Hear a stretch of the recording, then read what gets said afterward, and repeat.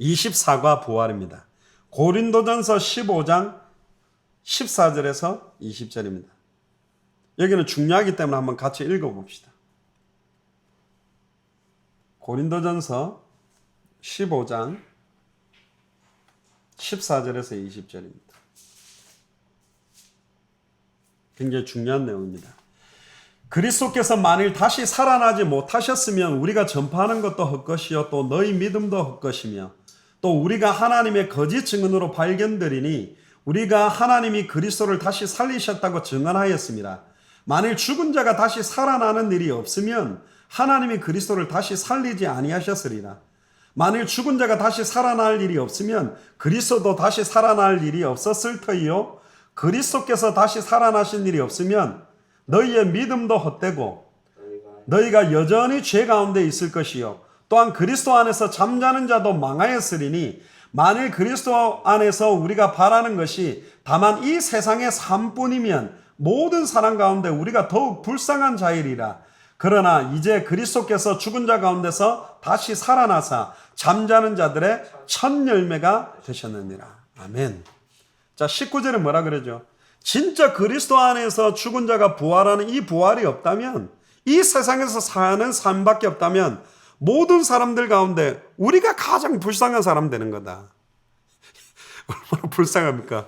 예수를 그리스도라 가르치고 전하기를 성전에 있든 집에 있든지 그치지 않고 맨날 그것만 하다가 죽는 인생인데 내 해보고 싶은 것도 못하고 여행도 못 해보고 가고 싶은 나라도 못 가보고 내 하고 싶은 레크리에이션도 못하고 취미생활도 못하고 일평생 예수님에게 매여 성전에 있든지 집에 있든지 예수는 그리스도라 가르치고 전도하기를 쉬지 않는 종로로 다다가 죽었다. 근데 예수님도 없고 천국도 없다면 제일 불쌍한 인생이 된다는 거예요. 좀 웃긴 이야기가 되죠.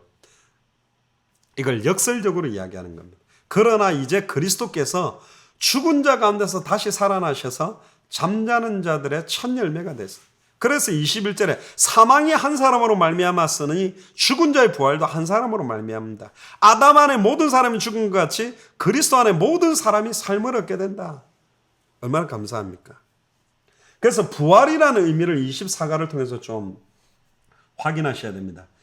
예수님의 이 땅의 사역의 핵심이 십자가와 부활인데 십자가의 사역도 중요하지만 만약에 예수님의 부활이 없다면, 그러니까 십자가와 부활은 동전의 양면과 같아. 이게 붙어 있을 수밖에 없는 거예요.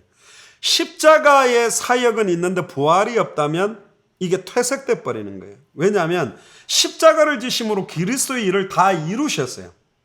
그래서 예수님이 그리스도입니다. 기름 부음 받은 자는 뜻으로 단번에 영원히 사단의 머리를 박살낸 참된 왕, 한 번의 제사로 단번에 영혼이 온전케 만든 참된 제사장, 자기 몸을 찢으사 단번에 성소에 들어갈 수 있는 참 선지자직을 이룬 분이 그리스도인데 왜 굳이 부활이 필요하냐? 십자가로 이루었는데 부활의 의미를 좀 찾아봐야 됩니다. 그래서 조금 전에 읽었던 본문처럼 예수님이 부활을 안 했다면 우리의 믿음이 헛것이 돼요. 우리가 전파하는 것도 헛것이 된다. 가장 불쌍한 사람이 된다고 되어 있거든요. 자, 죄 가운데 묶여있던 우리가 그리스도의 피로 말미암아 속량과 제사함을 얻었는데 왜 부활하셔야 되냐? 창세기 3장 15절에 그렇게 되어 있어요. 여자의 후손이 뱀의 머리를 박살낸다. 그게 부활입니다. 뱀의 후손이 여자의 후손의 발꿈치를 상하게 만드는 게 십자가요. 뱀의 머리를 박살내는 게 부활이거든요. 사망 권세를 깨뜨리고 승리하는 게 부활이거든요. 그래서 히브리서 기자는 양들의 큰 목자이신 우리 주 예수를 영원한 언약의 피로 죽은 자 가운데서 이끌어내신 평강의 하나님이라고 그럽니다. 즉 예수님은 그의 피 흘리심을 통해서 부활했다라는 말입니다. 영원한 언약의 피를 통해 부활하시는 건데 예수님을 피를 통해서 이루신 언약이 완전하고 온전하기 때문에 부활했다는 겁니다. 만약에 십자가가 온전한 제사가 아니었다면 예수님이 부활을 못했다라는 것이고 십자가의 제사가 온전했기 때문에 부활한 거예요. 그러니까 부활 자체가 십자가의 한 번의 제사가 완전하다는 것이고 십자가의 제사가 완전하기 때문에 부활한 거고 이거는 두 개가 뗄 수 없는 거죠. 그래서 부활과 왕적인 영광을 십자가와 부활을 통해서 예수 그리스도에게 허락하신 겁니다. 그래서 그리스도는 죄를 위하여 한 영원한 제사를 드리심으로 하나님의 우편에 앉아 계시고 한 번의 제사로 모든 자들의 죄를 영원히 온전하게 만들었어요.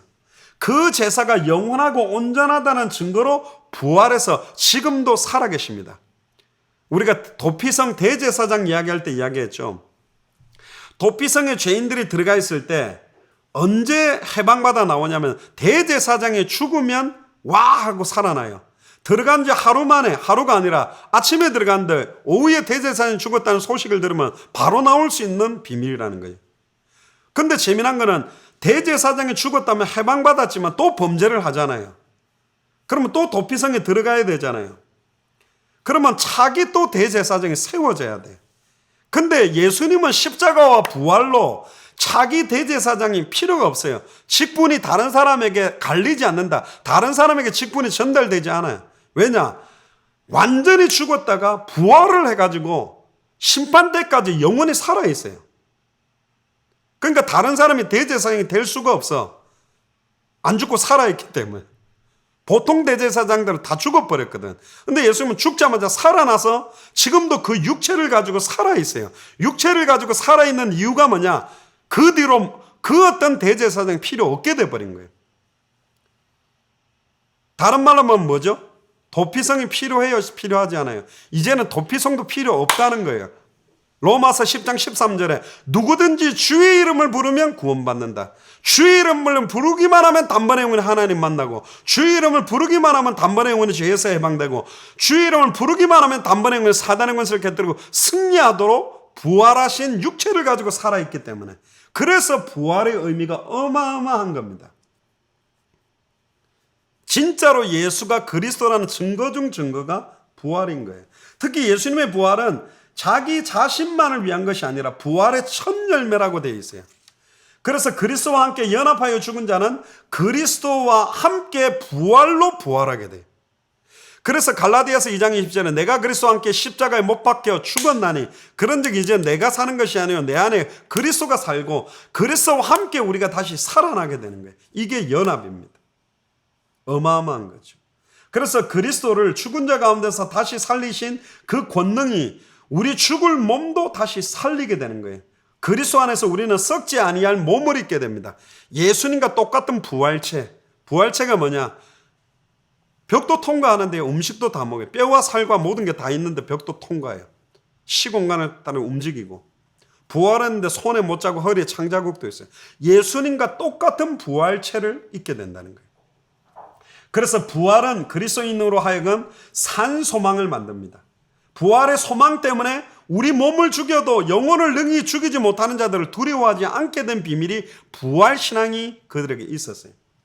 장차 우리에게 비교할 수 없는 영광을 알기 때문에 이 환난에 경한 것와도 관계가 없다. 나는 살아도 오직 그리스도를 위해 살고 죽어도 오직 그리스도를 위하여 죽는다.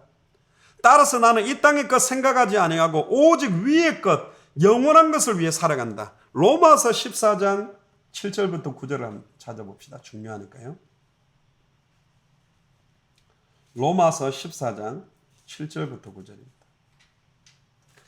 우리 중에 누구든지 자기를 위하여 사는 자가 없고 자기를 위하여 죽는 자도 없도다. 우리가 살아도 주를 위하여 살고 죽어도 주를 위하여 죽나니 그러므로 사나 죽으나 우리가 주의 것이로다. 더 중요하게 이야기하는 게 뭡니까? 특별히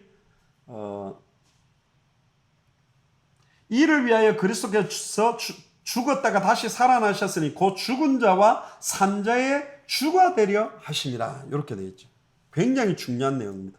우리가 죽어도 그리스도를 위하여, 살아도 그리스도를 위하여 살게 되는 거다. 이것 때문에 우리가 사는 것이다.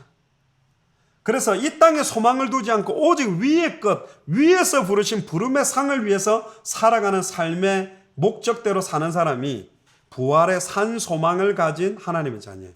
당대 세계복음화 다시 오실 그리스도의 소망을 두고 이 땅에서 성전에 있든지 집에 있든지 예수는 그리스도라 가르치고 전도하기를 쉬지 않는 삶이 부활의 산 소망을 가진 자들이다. 이들을 통해서 죽기 전에 그리스도가 다시 올 것을 보게 되는 축복이 이들에게 임하는 것입니다. 아멘. 저와 여러분들을 그래서 부르신 줄로 믿습니다. 마지막